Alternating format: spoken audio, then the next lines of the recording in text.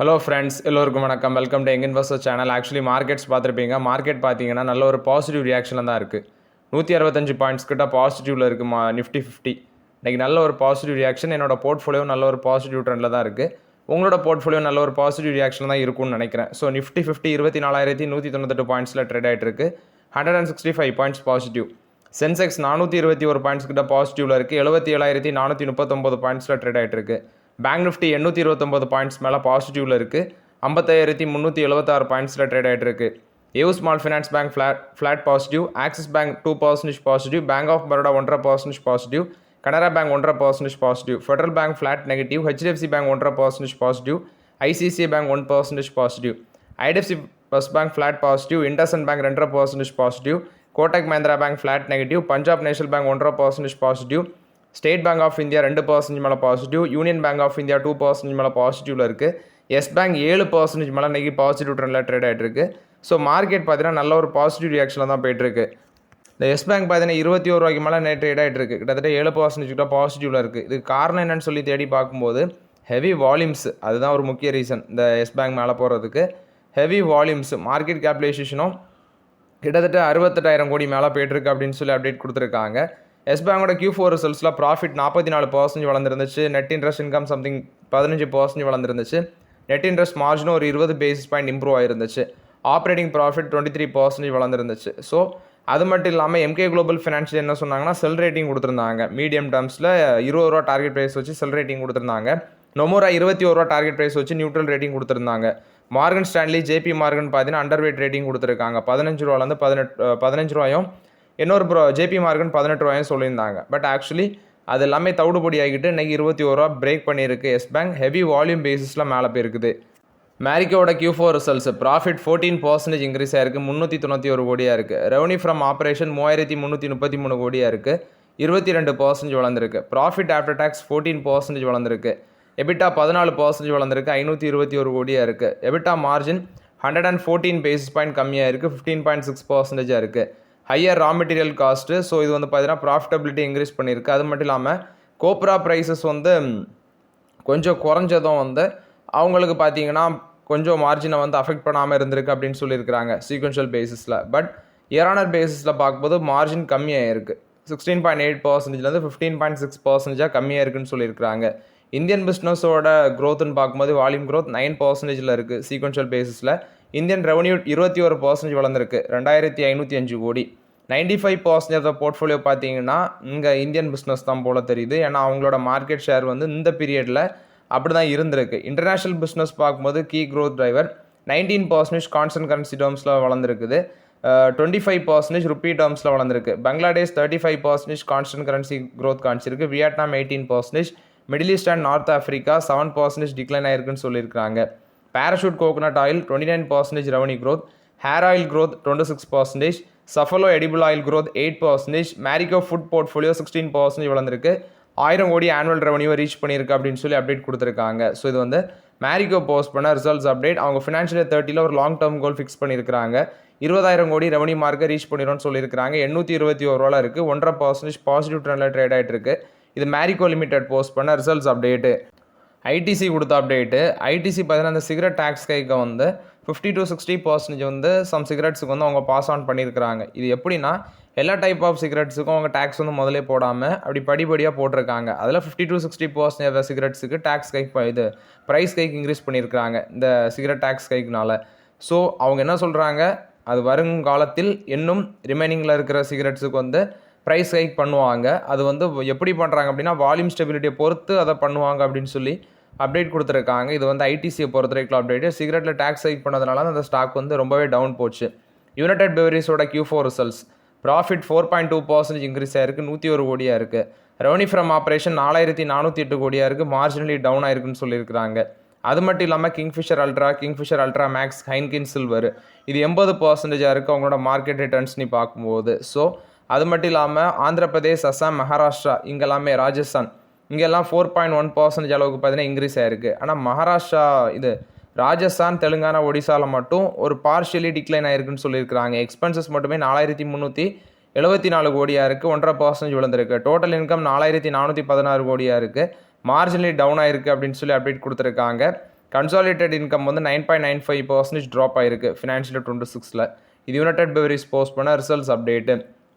Hero motor காப் விடா electric ஸ்கூட்டரில் அவங்க under 1 lakh ப்ரைஸிக்கில் பார்த்தீங்கன்னா ஆகஸ்ட்டில் வந்து ஒரு ஸ்கூட்டரை வந்து லான்ச் பண்ண இருக்கிறாங்க அப்படின்னு சொல்லி அப்டேட் கொடுத்துருக்காங்க.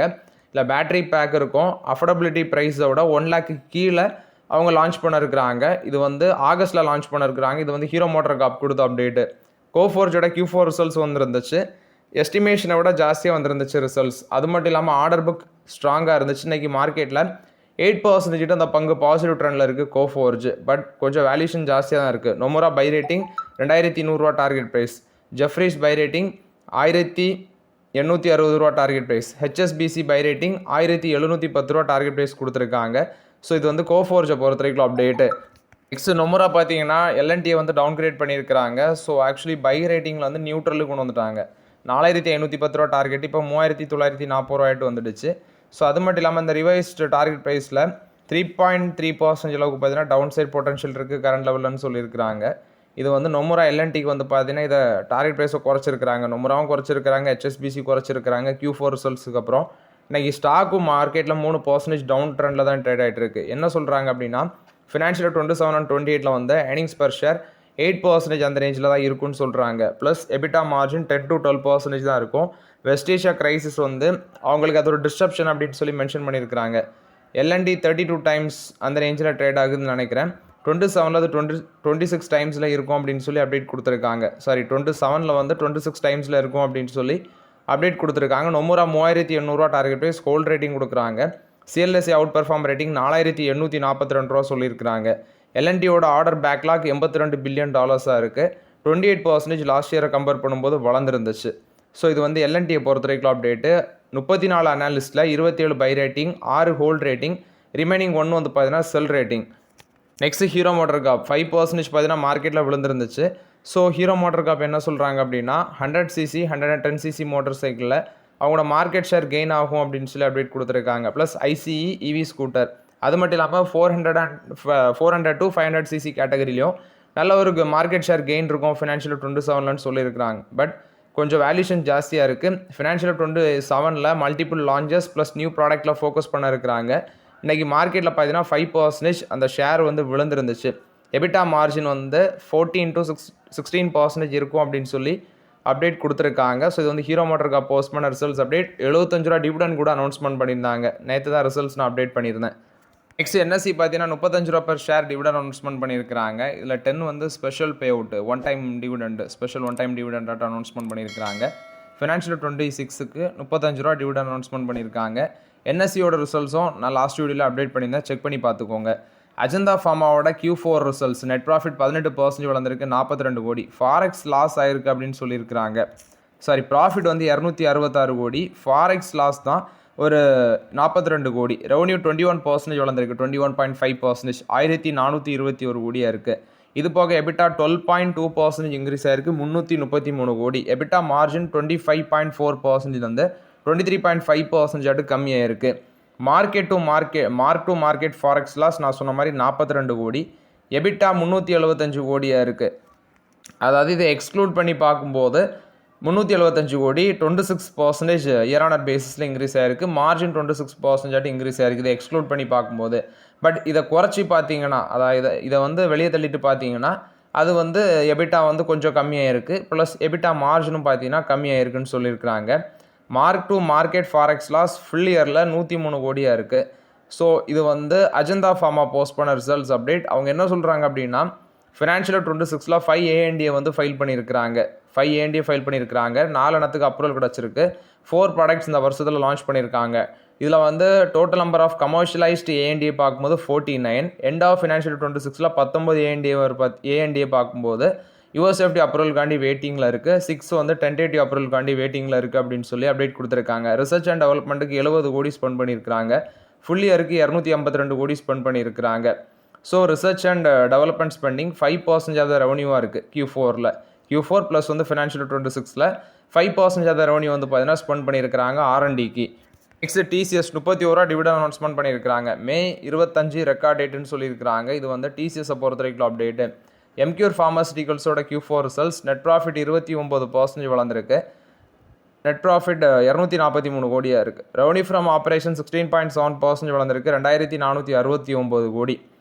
டொமஸ்டிக் பிஸ்னஸோட ரெக்கார்ட் ரெவன்யூ 977 கோடி, 5.2% வளர்ந்துருக்கு. இதில் ஜுவென்டஸ் போர்ட்ஃபோலியோ பார்த்தீங்கன்னா நல்லாவே வளர்ந்துருக்கு. இன்டர்நேஷனல் பிஸ்னஸ் ரெவன்யூ க்ரோத் 25.7% வளர்ந்துருக்கு, 1493 கோடியாக இருக்குது. நெக்ஸ்ட்டு எபிட்டா 485 கோடியாக இருக்குது. எபிட்டா மார்ஜின் 19.7% இருக்குது, அது எக்ஸ்பேண்ட் ஆயிருக்கு. 3.60 காசு டிவிடன் அனௌன்ஸ்மெண்ட் பண்ணியிருக்கிறாங்க. இது போக ரெக்கார்ட் டேட் அதாவது அப்டேட் பண்ணியிருக்காங்க அப்படின்னா அப்டேட் ஆகல, அது ஏஜிஎம்மில் முடிவு பண்ணுவாங்க. அதுலேருந்து 30 நாளுக்குள்ளே பேமெண்ட் ஆகும். இது எம்கியூர் ஃபார்மசிட்டிகல்ஸ் போஸ்ட் பண்ண ரிசல்ட்ஸ் அப்டேட்டு. பட் ஆக்சுவலி அதில் ப்ராஃபிட் புக்கிங் நடந்திருக்கு. இன்னைக்கு 6% அளவுக்கு பார்த்தீங்கன்னா மார்க்கெட்டில் ட்ராப் ஆகிருக்கு. எம்கியூர் ஃபார்மசிட்டிகல்ஸ் ப்ராஃபிட் புக்கிங் நடந்திருக்கு. ஸோ இது ஒரு முக்கிய ரீசனாக இருக்குது. இதில் டொமஸ்டிக் பிஸ்னஸ் நான் சொன்ன மாதிரி ஒரு 5% க்ரோத்து. எக்ஸ்பென்சஸ் பார்த்தீங்கன்னா 2142 கோடியை தாண்டி இருக்குது. 25% இன்டர்நேஷனல் பிஸ்னஸ் வளர்ந்துருக்குன்னு சொல்லியிருக்காங்க. ஸோ இது எம்கியூர் ஃபார்மசிட்டிகல்ஸை பொறுத்த வரைக்கும் ஓவரால் அப்டேட்டு. நெக்ஸ்ட்டு வேதாந்தா அன்றைக்கி மார்க்கெட்டில் நல்ல ஒரு பெர்ஃபார்மன்ஸ் கொடுத்துட்ருக்கு. ஸோ அந்த போஸ்ட் டிமர்ஜர் அந்த டேஸில் இருக்கிறதுனால அது பார்த்தீங்கன்னா நல்ல ஒரு பெர்ஃபார்மன்ஸ் கொடுத்துட்ருக்கு வேதாந்தா. அந்த 4 ஷேரும் லிஸ்ட் ஆகிறது வரைக்கும் அது எந்த பர்சன்டேஜ் அளவுக்கு மேலே போகும் அப்படின்னு சொல்லி எனக்கு தெரியலை. மேபி ஒரு ஷார்ட் டைமில் ப்ராஃபிட் புக்கிங் கூட நடக்கலாம். நோவாமல் 11% ப்ரெடிக்ட் பண்ணுறாங்க அப்சைட் போகணும். ஸோ இன்வெஸ்டர்ஸ் அந்த பங்கில் கொஞ்சம் கேர்ஃபுல்லாக இருந்துக்கோங்க. ஏன்னா சம்டைம்ஸ் ப்ராஃபிட் புக்கிங் நடக்கிற இடத்துல நீங்கள் போய் மாட்டிக்காதீங்க, அதனால சொல்கிறேன். வோடாஃபோன் ஐடியாவை பொறுத்த வரைக்கும் அப்டேட்டு. வோடாஃபோன் ஐடியா அன்றைக்கி 5% மேலே பாசிட்டிவ் ட்ரெண்டில் இருக்குது. வோடாஃபோன் ஐடியாவோட குமரமங்கலம் பிர்லா, அதாவது ஆதித்யா பிர்லா குரூப்போட சேர்மேன் குமரமங்கலம் பிர்லா, அவர் வோடாஃபோன் ஐடியாவோட நான் எக்ஸிக்யூட்டிவ் சேர்மனாட்டு மே 5ஆம் தேதியிலேருந்து வராரு. ஸோ அதை பேஸ் பண்ணி பார்த்தீங்கன்னா அன்றைக்கி இந்த ஸ்டாக் 5% அளவுக்கு மேலே போயிருக்குது. ஸோ இது வோடாஃபோன் ஐடியாவை பொறுத்த வரைக்கும் அப்டேட்டு. இதுலேயும் கொஞ்சம் கேர்ஃபுல்லாக இருங்க. இது மாதிரி நியூஸுகளால் மேலே போகிற பங்குகளில் கை வைக்காதீங்க. ஏஞ்சலோட ஷேர் ப்ரைஸ் பார்த்தீங்கன்னா ஃபோக்கஸில் இருக்குது. ஏப்ரலில் அவங்களோட பிஸ்னஸ் அப்டேட் வந்திருக்கு. கிளைண்ட் பேஸ் பார்க்கும்போது 20% வளர்ந்துருக்கு. டோட்டல் கிளைண்ட் பேஸ் 20% வளர்ந்துருக்கு, 37.79 மில்லியனாக இருக்குது. இது போக அவங்களோட பிஸ்னஸ் அப்டேட்ஸ்னு எடுத்து பார்க்கும்போது ஏப்ரல் மந்தில் மட்டும் 27.3% பார்த்தீங்கன்னா நம்பர்ஸ் ஆஃப் ஆர்டர்ஸ் இன்க்ரீஸ் ஆகிருக்கு, 135.75 மில்லியனாக இருக்குது. அது மட்டும் இல்லாமல் அவங்களோட overall notional turn over 41.3% growth, 522.10 crores, 4.5% sequential பேசிஸில் வளர்ந்துருக்கு. ஃபியூச்சர்ஸ் அண்ட் ஆப்ஷன் செக்மெண்ட்டில் நோஷனல் டேர்ன் ஓவர் 38.6%, 499 கோடியாக இருக்குது. அது மட்டும் இல்லாமல் என்ன சொல்கிறாங்க, இன்னைக்கு ஷேர் ப்ரைஸ் 2% பாசிட்டிவ் ட்ரெண்டில் தான் மார்க்கெட்டில் மூவ் ஆகிட்டுருக்கு. ஸோ இது ஏஞ்சலோனோட பொறுத்த வரைக்கும் அப்டேட்டு. ஆனால் ஃபியூச்சர்ஸ் அண்ட் வால்யூம் செக்மெண்ட், அதாவது futures and option volume segment எனக்கு தெரிஞ்சு கம்மியாக தான் சான்ஸ் இருக்குது. இது ஏஞ்சலோனை பொறுத்த வரைக்கும் update. So okay friends, actually இந்த வீடியோவில் சில இம்பார்ட்டன்ட் அப்டேட்ஸ் எல்லாம் டிஸ்கஸ் பண்ணோம். இந்த வீடியோ உங்களுக்கு பயனுள்ளதாக இருந்துச்சுன்னா லைக் பண்ணுங்கள், சப்ஸ்கிரைப் பண்ணுங்கள், கமெண்ட் பண்ணுங்கள். Okay friends, thank you.